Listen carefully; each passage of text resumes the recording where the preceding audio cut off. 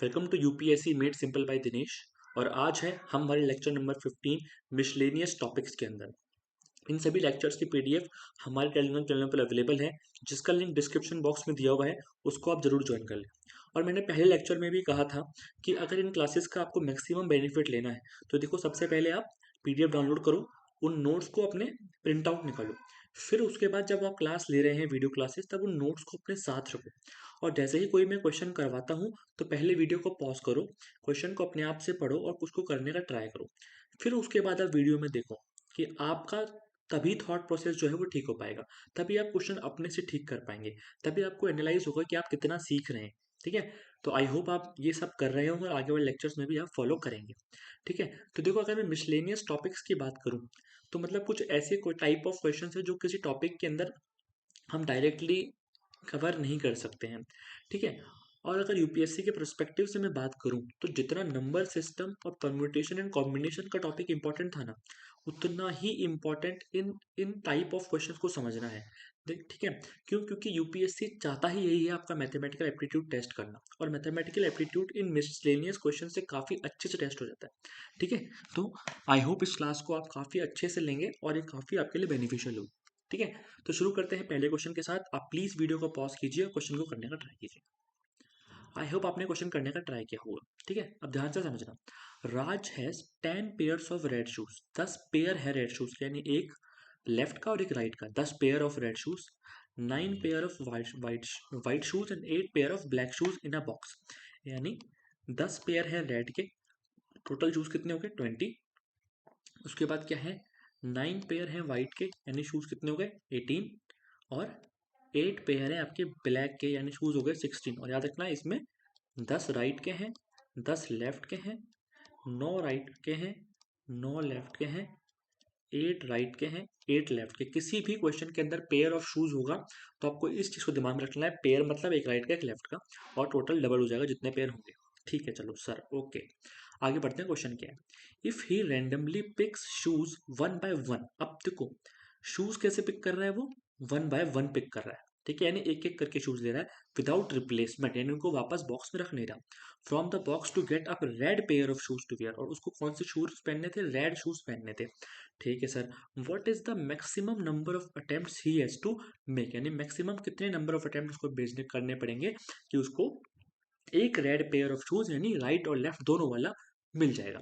मैंने आपको बताया था, इस तरह के किसी भी क्वेश्चन के अंदर आपको हमेशा वर्स्ट केस लेना है। वर्स्ट केस मतलब कि मान लो जो व्हाइट और आपके कौन से शूज हैं? ब्लैक शूज हैं। सबसे पहले मान लो उसके यही निकले, तो मान लो उसने सबसे पहले 18 शूज निकाले और 18 के 18 उसके व्हाइट शूज थे, कोई काम के नहीं है। फिर उसने शूज निकाले, सारे के सारे ब्लैक निकल गए, यानी 16 के 16 आपके ब्लैक शूज निकल गए।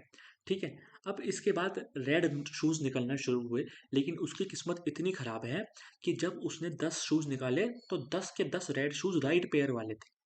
अभी भी पेयर मिला उसको? नहीं, क्योंकि उसको राइट वाले ही मिले, लेफ्ट वाले मिले नहीं। लेकिन अब जैसे ही उसके बाद वो शू निकालेगा तो वो होगा लेफ्ट पेयर का रेड शू, और वो शू निकालते ही उसका एक पेयर कंप्लीट हो जाएगा।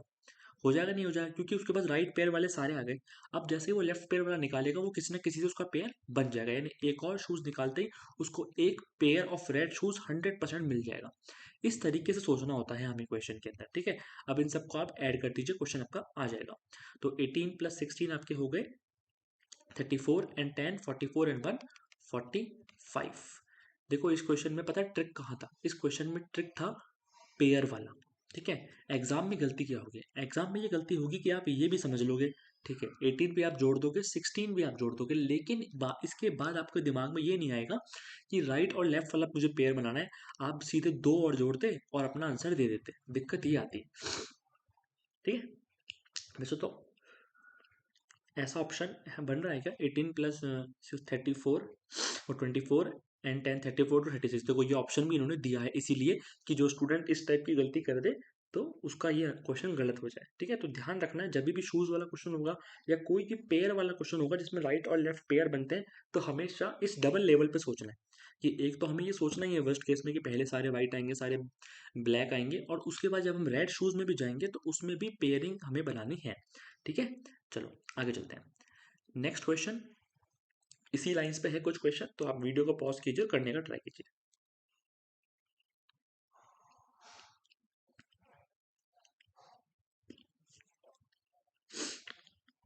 आई होप आपने क्वेश्चन करने का ट्राई किया होगा। क्या कह रहा है, एक बॉक्स है, उसके अंदर 14 तो ब्लैक बॉल्स हैं, 20 आपकी ब्लू बॉल्स है, 26 आपकी ग्रीन बॉल्स है, 28 येलो है, 38 रेड है, 54 वाइट है। ठीक है सर, है ना? चाहो तो लिख लो, चाहो तो साफ साफ में दिख ही रहा है, तो इसमें कोई दिक्कत नहीं है। Consider the following statements. अब ध्यान से सुनना क्या पूछना चाह रहा है वो। The smallest number n such that any n balls drawn from the box randomly must contain one full group one full group of at least one color is 175। ये हमें चेक करना है स्टेटमेंट सही है या गलत है। क्वेश्चन क्या कह रहा है, क्वेश्चन ये कह रहा है कि वो स्मॉलेस्ट नंबर बताओ, इसमें से अगर हमें उतनी बॉल्स लेंगे तो हम ये श्योरली कह सकते हैं कि ये सब जो ग्रुप ऑफ बॉल्स है ना, इसमें से कम एक ग्रुप ऑफ बॉल्स मुझे पूरा मिल जाएगा। देखो, यहाँ पर जो हम कर रहे थे वो क्या कह रहे थे, यहाँ पर हमें एक कंडीशन दी थी कि रेड पेयर ऑफ शूज मुझे मिलना चाहिए, ठीक है। लेकिन यहाँ पर क्या है कि एक पूरा का पूरा ग्रुप मुझे मिल जाए। तो मुझे एक बात बताओ कि सबसे खराब किस्मत कब हो सकती है आपकी। सबसे खराब किस्मत ऐसी हो सकती है कि मैं बॉल्स लेते जाऊं और मुझे एक एक बॉल्स किसी की नहीं मिले, तो मेरा पूरा ग्रुप नहीं आएगा। कैसे? मान लो 54 वाइट बॉल्स है ना, तो मैंने पहले 53 बॉल्स निकाली, 53 की 53 वाइट, लेकिन साली 54th नंबर की वाइट बॉल है वो निकल ही नहीं रही। इसके बाद मेरी रेड बॉल्स निकलना शुरू हुई, और रेड बॉल 38 है, इसमें से 37 रेड बॉल निकल गई, लेकिन 38 नंबर की रेड बॉल निकल ही नहीं रही। इसके बाद येलो कितनी है, 28, तुम बोलो 27 निकल गई येलो की उसके बाद, लेकिन 28 नंबर नहीं निकल रही। ग्रीन 26 है, ऐसे ही 25 ग्रीन निकल गई, 19 जो है वो ब्लू निकल गई, और कितनी 14 ब्लैक बॉल्स है, 13 ब्लैक बॉल्स निकल गई। अब सारी जितने भी मेरे पास कलर टाइप की बॉल्स हैं, उन सब में एक एक बॉल छूट जाए और सब निकल जाए, ठीक है। तो ये कितनी बॉल्स हो जाएंगी। अब मुझे एक बात बताओ कि जितनी भी ये बॉल्स हो जाएंगी, इसको प्लस कर लेते हैं। 7 + 3 10, 17 एंड 5 22 एंड 9 31 एंड 3 34। 5 + 3 8 + 3 11 + 2 13 + 2 15 16 एंड 17। अब 174 बॉल में निकल गई और सारी बॉल्स में एक एक बॉल छूट गई। अब जैसे ही मैं 175th बॉल निकालूंगा, तो इन सब में से जो एक एक बॉल छूटी थी उसमें से कोई एक बॉल आ जाएगी, और उसका पेयर क्या हो जाएगा, पूरा हो जाएगा। यानी कि ये कंडीशन फुलफिल हो जाएगी कि वन फुल ग्रुप जो है वो बाहर आ जाएगा। कितनी बॉल्स पे आया, 175 बॉल्स पे, और ये भी 175 बॉल्स ही कह रहा है, मतलब ये स्टेटमेंट ठीक है।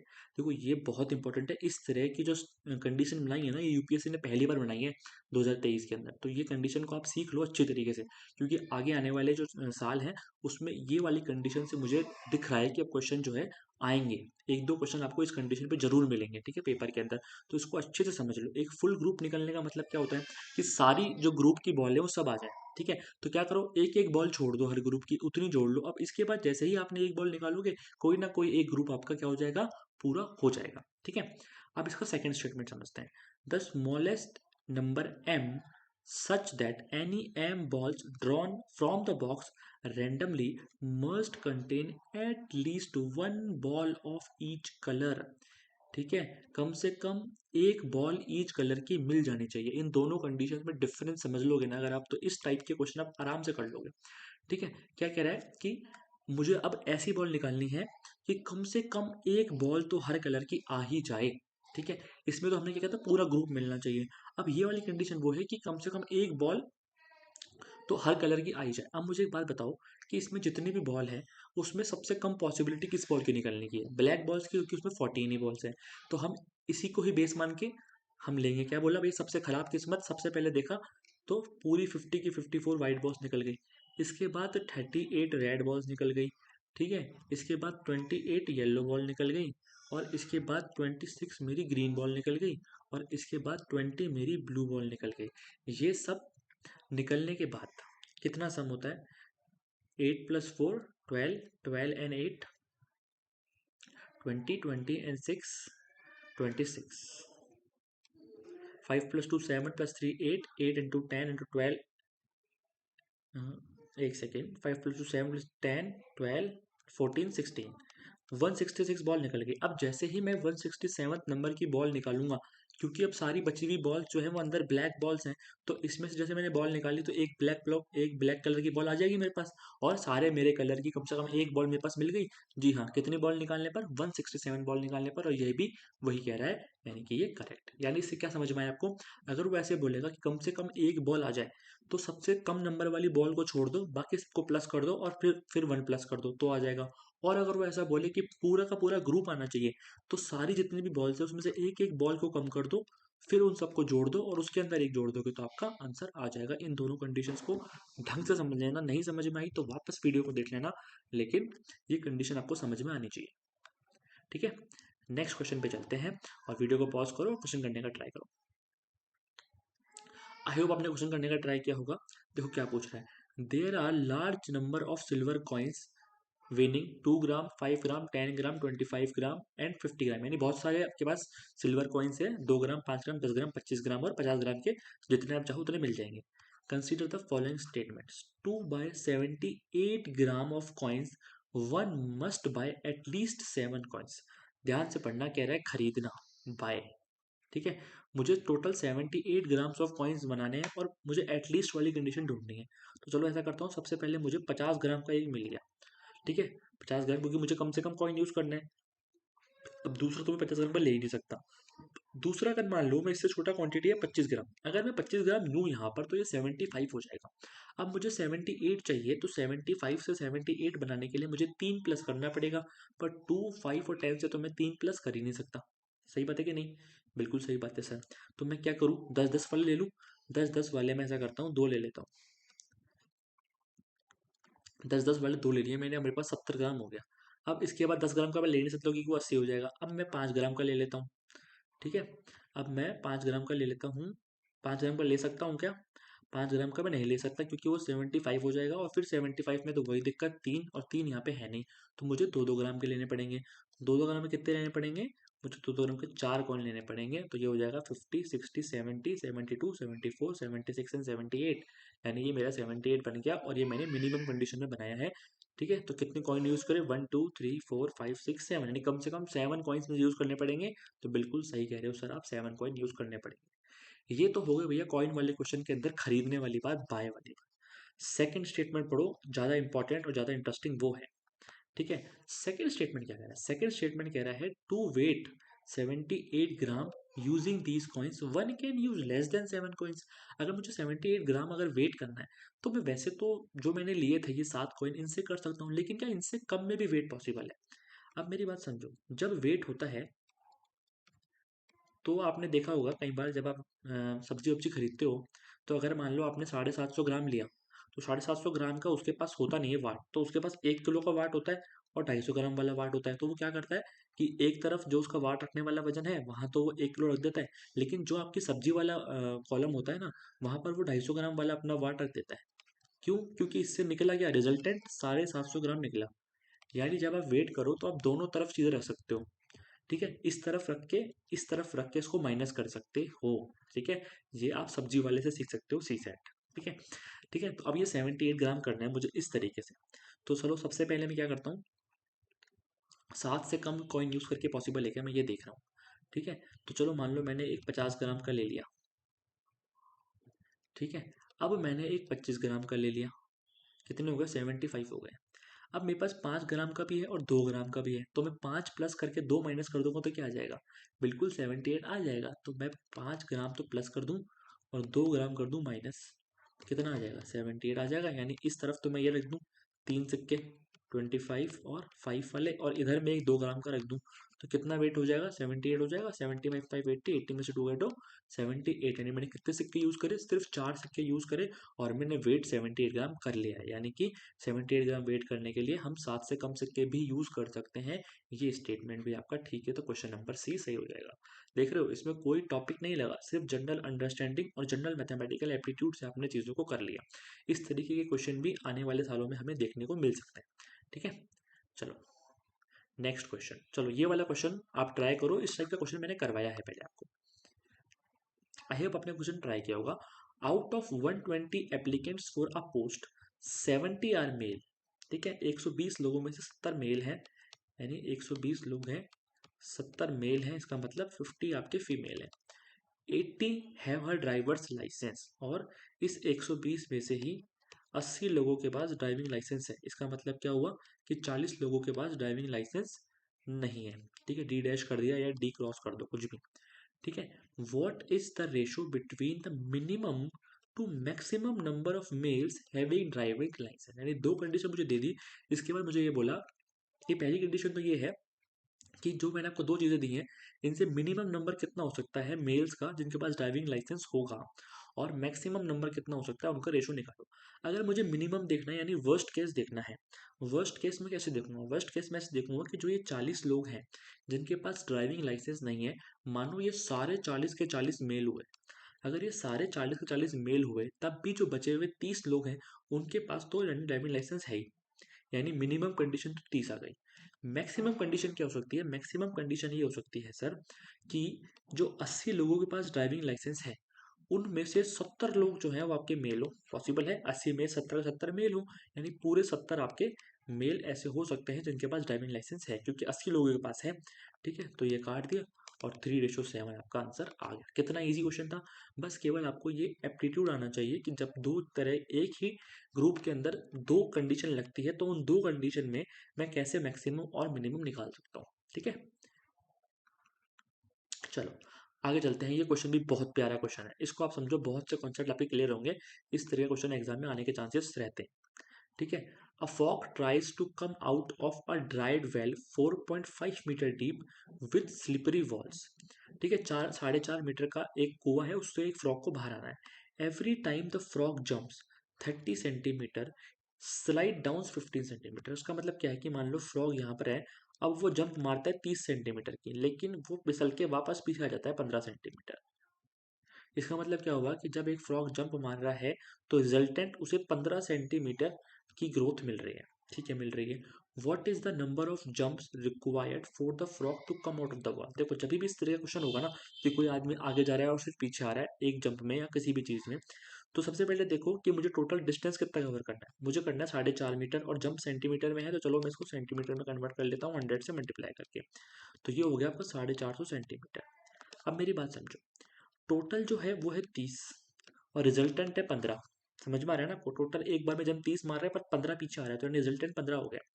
तो आप हमेशा क्या करो, जो टोटल आपकी डिस्टेंस आपको कवर करनी है ना, उसमें से ये एक जंप जो मैक्सिमम है उसको माइनस कर लो। यानी पहले 400 में से 30 को माइनस कर लो, 420 ले आओ। अब इस 420 वाले को रिजल्टेंट जो है ना आपका, उससे डिवाइड दे दो कि 420 सेंटीमीटर तक वो इस तरीके से कि 30 सेंटीमीटर आगे जाके 15 सेंटीमीटर पीछे आ गया, फिर 30 सेंटीमीटर आ गया या 15 सेंटीमीटर पीछे आ गया। इस तरह से करके अगर उसको 420 सेंटीमीटर कवर करना होता तो उसको कितना वो लगता, 15 टू 30 और 120, 15 8 120, यानी 28 जंप्स।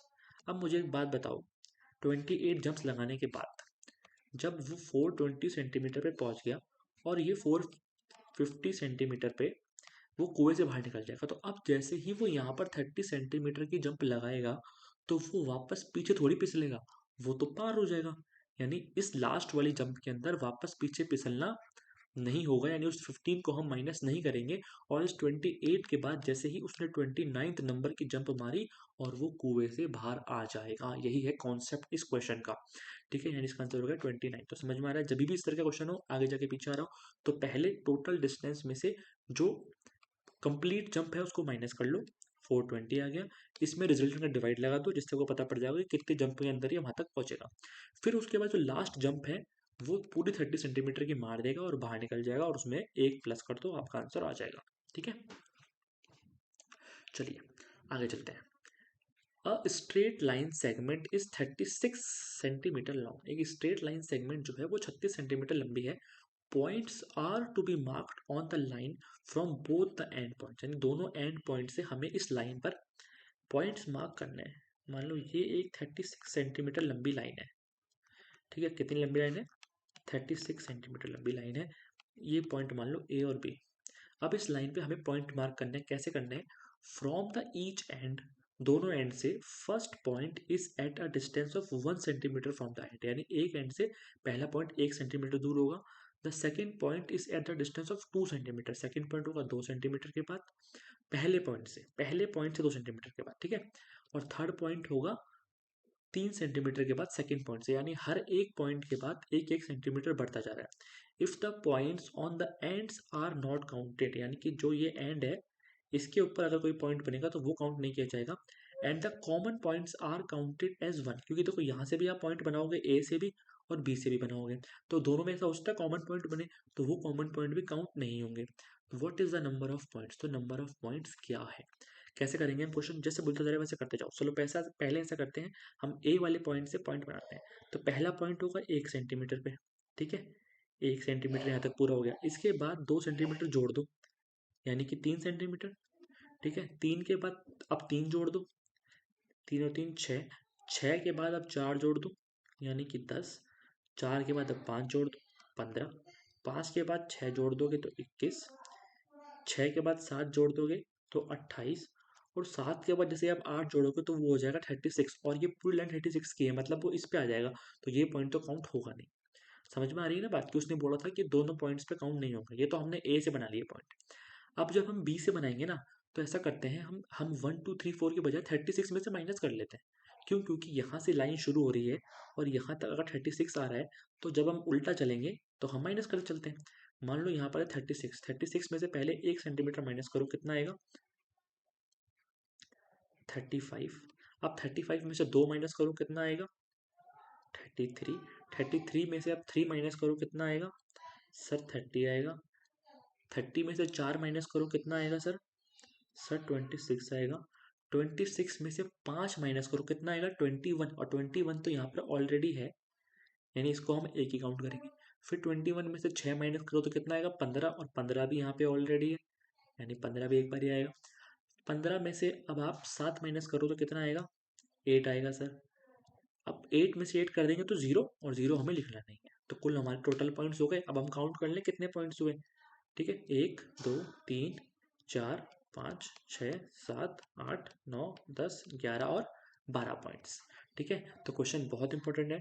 12 पॉइंट का आंसर आया, कैसे आया, सबसे पहले हमने उसने मैं कहा था कि भैया दोनों पॉइंट से आपको 1-1 सेंटीमीटर बढ़ाते हुए पॉइंट्स लगाने हैं, ठीक है सर, लगा देंगे। पहले ए से ले लिया हमने 1 3 6 10, और एक एक जोड़ते गए। अब बी से उठाया तो हमने माइनस करा उल्टा, जिससे कि वो एक ही नंबर में आ जाए सीरीज, ठीक है। बी से हम माइनस करते गए, जो जो कॉमन पॉइंट्स थे उनको हमने लिख लिया, जहां पॉइंट्स एंड वालों पे आ रहे थे उनको हमने नहीं लिखा, according to question total points count कर लिए, ठीक है। इस तरीके से आपका क्वेश्चन ये हो जाएगा पूरा। तो जब भी इस तरह क्वेश्चन आए तो उसको पिक्टोरिकली आप इसको इस तरीके से कर लें, और जब आप ये चीज़ कर रहे हैं ना, तो एकदम शांत दिमाग से और 100% फोकस के साथ करें, क्योंकि अगर आप फोकस नहीं करेंगे ना तो आप कुछ चीज़ें मिस कर जाएंगे, जैसे कि सिमिलर पॉइंट बनाना, जैसे कि जब उल्टा लिख रहे हैं तो 36 में से माइनस करना, ना कि 1 2 3 4 लिखना, क्योंकि 1 2 3 4 आप लिख दोगे तो आपको 21 की जगह 21 नहीं आ पाएगा ना, वहाँ पर वो दिक्कत हो जाएगी, ठीक है। चलो नेक्स्ट क्वेश्चन। वैसे तो देखो ये वेन डायग्राम में भी आ सकता था क्वेश्चन, पर मैंने यहाँ डाल दिया, उधर मुझे ये क्वेश्चन दिखा नहीं उस टाइम पे। तो पढ़ो क्वेश्चन क्या है, ठीक है, इस तरह के क्वेश्चन आने के भी चांसेस अच्छे खासे हैं।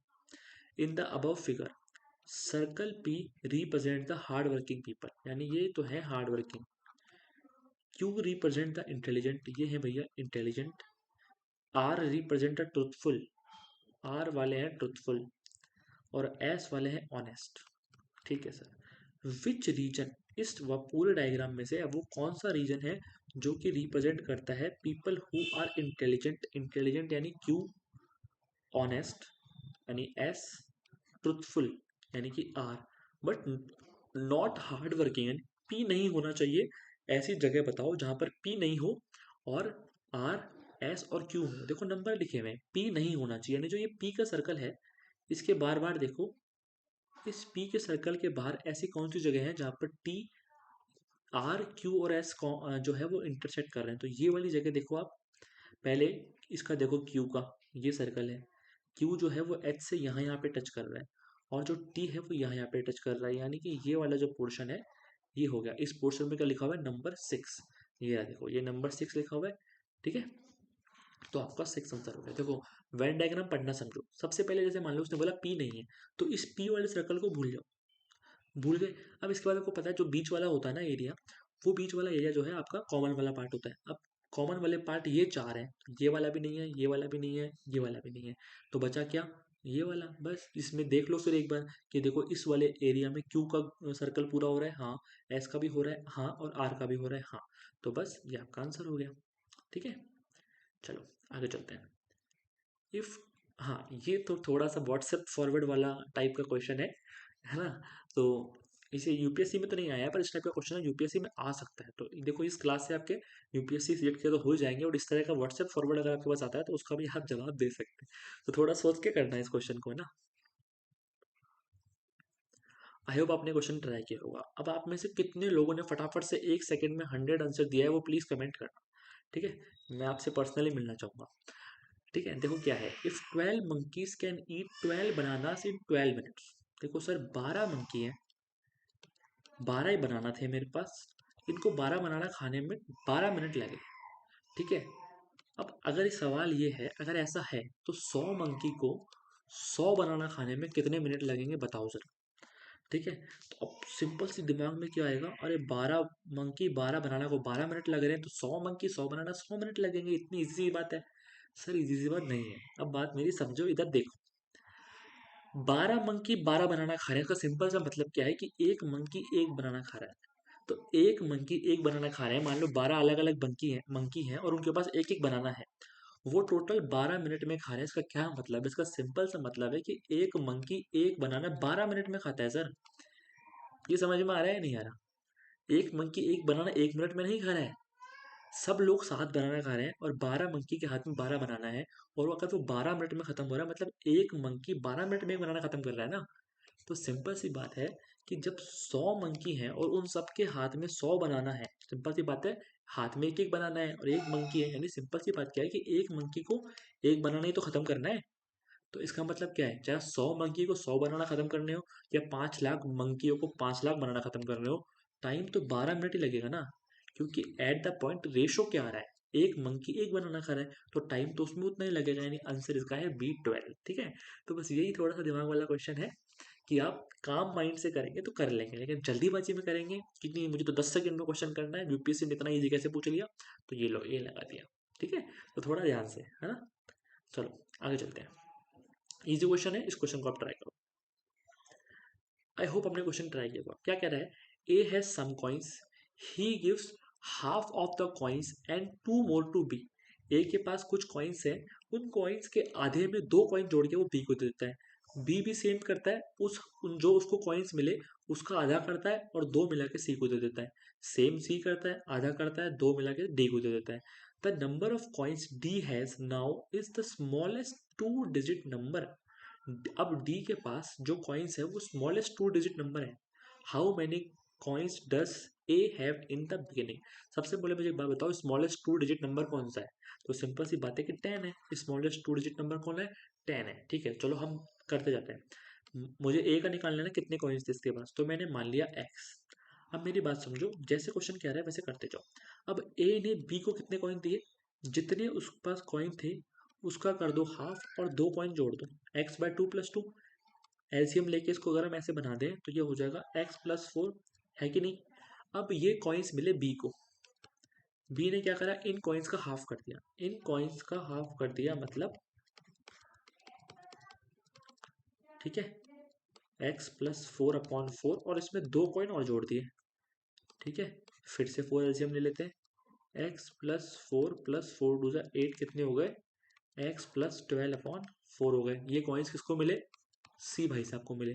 फिर सी भाई साहब ने क्या करा, वही काम करा, इन कॉइन्स का करा आधा और उसमें दो जोड़ दिए, मतलब x+12/8 + 2।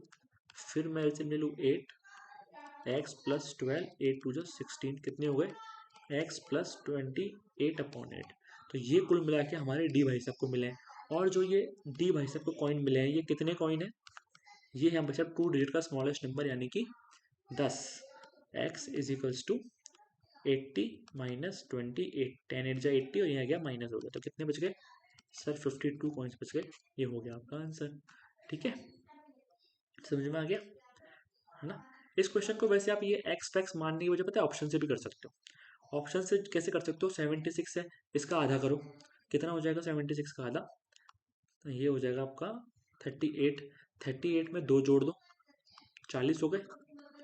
फिर 40 का आधा कर दो, ये हो गए 20। फिर 20 में 2 जोड़ दो, कितने हो गए 22, और 22 का आधा कर दो 11। 10 आ रहा है कि नहीं आ रहा, मतलब ये आंसर नहीं है। ठीक है, इस तरीके से सबका चेक कर सकते हो। और जब भी मैंने आपको बोला कि जब भी कोई क्वेश्चन ऑप्शन से आप कर रहे हो तो हमेशा सी और डी को पहले चेक करो।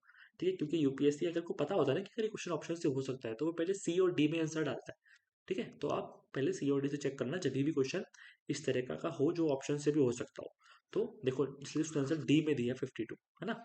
चलो, हाँ, आखिरी क्वेश्चन जो कि मुझे लगा कि और बन सकता है मिसलेनियस जो क्वेश्चन है, इसके अलावा भी अगर मुझे पूरे ओवरऑल मैथ्स में कुछ मिलेगा तो मैं जो है शॉर्ट्स बना के डाल दूंगा। ठीक है, if 12 people shake hands with each other in a meeting, then how many hands are shaken in total. Video को पॉज करो और करने का ट्राई करो। ठीक है, अब क्वेश्चन समझना ध्यान से। देखो क्या है कि 12 लोग हैं, वो हाथ मिलाते हैं सबसे एक मीटिंग के अंदर, तो टोटल कितने हाथ मिले। तो सिंपल सी बात क्या है कि जो 12 लोग हैं इसके अंदर हर एक जो पर्सन है वो खुद के अलावा 11 लोगों से हाथ मिलाएगा या नहीं मिलाएगा। बिल्कुल सही बात है कि जो 12 लोग हैं वो 11 लोगों से हाथ मिलाएगा, पर पर्सन 11 लोगों से हाथ मिलाएंगे 12 लोग। ठीक है, ये तो हो गया। अब इसके बाद समझने वाली क्या बात है कि मुझे एक बात बताओ कि जब भी एक हाथ मिलता है, मान लो ए पर्सन ने बी पर्सन से हाथ मिलाया मिलाया तो ए ने बी से मिलाया तो इसका मतलब है बी ने भी ए से मिलाया है, तो ए भी काउंटिंग कर रहा है और बी भी काउंटिंग कर रहा है इसी हाथ मिले हुए की। तो काउंटिंग क्या हो गई, डबल हो गई या नहीं हो गई। बिल्कुल सर, डबल काउंटिंग हो गई ना, क्योंकि वही जो एक हाथ मिला वो एक हाथ ए ने भी गिन लिया और बी ने भी गिन लिया। सिमिलरली सबसे हो जाएगा, A B C D E F सबसे मिलाएगा हाथ, और सब भी काउंट करेंगे और ए भी काउंट करेगा, यानी जो टोटल मल्टीप्लाई आ रहा है ये सर डबल है एक्चुअल के अंदर जितने हाथ मिलेंगे उसका। तो एक्चुअल हाथ मिलाने के लिए मुझे 2 का डिवाइड देना पड़ेगा, यही है इस क्वेश्चन का कैच। ठीक है, 66। वैसे आप इसको कई कई लोग फॉर्मूले से पढ़ाते हैं कि n(n-1/2) होता है सर फॉर्मूला, जब भी इस तरह की कोई चीज़ हो रही हो, हाथ मिल रहा हो या ऐसा कुछ जो कि 2 साइडेड हो, जैसे कोई मैच खेला जा रहा हो। ठीक है, इस तरीके का मान लो मैं ऐसे कह दूं कि 12 लोगों के बीच में मैच होगा और हर मैच जो है वो आपके अलावा सब सब टीमों से आपका मैच होगा। टोटल कितने मैच खेले जाएंगे। ठीक है, जैसे कि वर्ल्ड कप वाले में होता है, जैसे एक ग्रुप के अंदर 5 टीमें होती हैं तो हर टीम का दूसरी टीम से मैच होता है, तो कितने मैच होंगे टोटल। तो 5 चौक 20 मैच नहीं होंगे बल्कि 10 ही मैच होंगे, क्योंकि अगर ए टीम का मैच हो रहा है बी टीम से तो वो दोनों के लिए काउंट हो रहा है ना, इसलिए हमेशा उसका हाफ हो जाता है। तो चाहो तो आप ये फॉर्मूला याद कर लो, चाहो तो इस तरीके से सोच के भी कर सकते हो। 66 इसका आंसर हो गया। ठीक है, अब देखो हम अपना एक सेक्शन खत्म कर चुके हैं मैथ्स का, जो कि सबसे बड़ी प्रॉब्लम होती है। इसके बाद हम रीजनिंग स्टार्ट करेंगे। अब देखो मैथ्स की अगर मैं बात करूँ ना, तो ये सब जो टॉपिक्स मैंने पढ़ाए, इसके अलावा एक टॉपिक जिससे क्वेश्चन आता है, 1 से 2 क्वेश्चन, मतलब एक क्वेश्चन तो आ ही जाता है, वो है जियोमेट्री। अब इस जियोमेट्री की दिक्कत क्या है कि ये बहुत वास्ट टॉपिक है और थोड़ा सा डिफिकल्ट भी है और थोड़ा सा टेक्निकल भी है। ठीक है, तो अगर मैं ऐसा भी सोच रहा हूँ कि इस टॉपिक को मैं अभी नहीं पढ़ा के पूरी क्लासेस खत्म करने के बाद अगर मेरे पास टाइम बचता है उस टाइम पर, तो मैं जियोमेट्री की एक लॉन्ग क्लास ले लूंगा। ठीक है, क्योंकि 1-2 क्वेश्चन आ रहे हैं। ठीक है, लेकिन मैं आपको ये सजेस्ट करूंगा कि अगर आपको मैथ्स कम समझ में आती है, अगर थोड़ा आपको डर लगता है मैथ्स से, और ये टॉपिक्स अभी आपने अच्छे से नहीं करे हैं जियोमेट्री के अलावा, तो पहले आप इनको अच्छे से करिए। ठीक है, क्योंकि देखो जियोमेट्री में इनपुट आउटपुट रेशो अच्छा नहीं है। एज ऑफ नाउ जो अभी ट्रेंड है उसके अकॉर्डिंग इनपुट आउटपुट रेशो अच्छा नहीं है। ठीक है, अब जैसे मैं अगर 2 घंटे की क्लास ले लूँ और क्वेश्चन आ रहे हैं 1-2, तो कोई मतलब नहीं ना उस चीज़ का। 2 घंटे की मैं क्लास लूंगा, फिर 10 घंटे उस पर आप प्रैक्टिस करो, और ले दे के क्वेश्चन ऐसा आ गया कि वो प्रैक्टिस करने के बाद भी नहीं हो रहा जियोमेट्री से, क्योंकि जियोमेट्री में चीज़ें ही इतनी सारी हैं। ठीक है, इसलिए मैं थोड़ा बाद में कोशिश करूंगा कि मैं कम से कम में मैक्सिमम चीज़ें कवर कर दूं जियोमेट्री में। तो अभी एक बार के लिए आप जियोमेट्री को छोड़ दो, बाकी सारे मैथ के टॉपिक जो है वो अच्छे से कर लो, क्लासेस कर लो। इसके बाद आपको प्रैक्टिस करनी है। इसका मतलब ये नहीं क्लासेस कर ली कि आपने पूरा मैथ्स आपका कवर हो गया, नहीं। ये सिर्फ एक डायरेक्शन था। ठीक है, 25% काम ही अभी पूरा हुआ है। अभी आपको यूपीएससी के बाकी बचे हुए PYQs करने हैं। CDS CAPF में जो इस टॉपिक से आए हुए क्वेश्चन है नॉन टेक्निकल वाले, वो आपको करने हैं। इसके अलावा आपको टेस्ट सीरीज अगर आपको मार्केट से परचेस करनी है तो वो परचेस करके उनको आप डेली 15-20 क्वेश्चन लगाइए, उसको एनालाइज कीजिए। या फिर अगर आप कहीं टेस्ट सीरीज ज्वाइन करते हैं तो वो भी अच्छा है, अगर आपके पास अमाउंट है तो आप टेस्ट सीरीज ज्वाइन कीजिए, कोई दिक्कत वाली बात नहीं है। बाकी फिर बाद में लास्ट के 2 महीने में पूरे टॉपिक होने के बाद अच्छे से आपको रिवाइज करना है और मॉक टेस्ट लगाना है। ठीक है, तो आई होप आपको मैथ्स जो है मैंने पढ़ाई थी वो अच्छी लगी थी। अगर आपको किसी और टॉपिक, अगर आपको लगता है कि और भी कोई टॉपिक इंपॉर्टेंट है मैथ्स के अंदर जो पढ़ाना है, तो कमेंट बॉक्स में लिख दीजिएगा या फिर मुझे मेल कर दीजिएगा। और कोई भी दिक्कत हो जब प्रैक्टिस करो तो आप मुझे भेज सकते हैं। ठीक है, तो थैंक यू सो मच।